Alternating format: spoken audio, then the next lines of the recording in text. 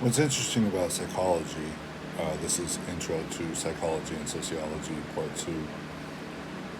The sociopath, psychopath is not the term here, but more of fate.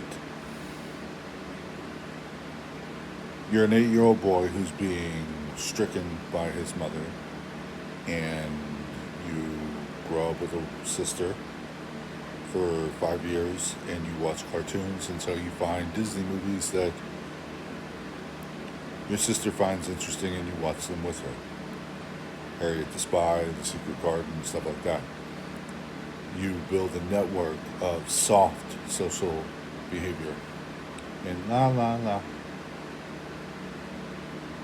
and that becomes your profile. You would think this person would be a Democrat, totally soft, maybe even slightly homosexual towards the future. The interesting thing here about the puck and peg theory is that things change based on potential.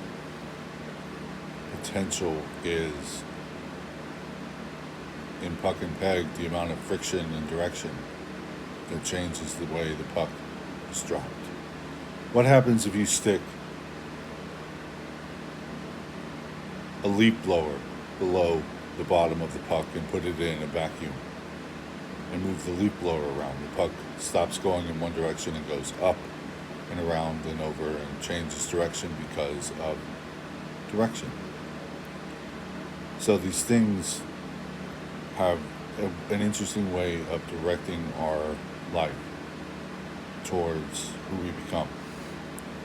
The empath would, in theory, totally be invested in his spouse for emotional support, financial support, unable to step out of bounds in any normal way that is masculine. There's another narrative that is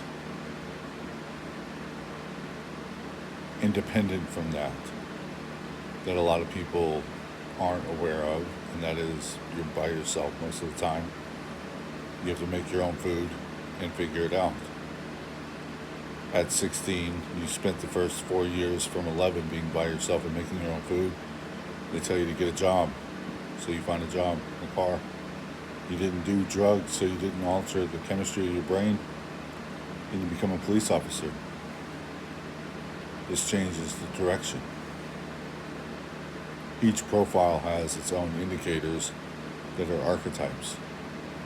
One profile has emotional support structures and vulnerabilities. If he was a spy, people would attack his family first and make him emotionally responsive, causing panic.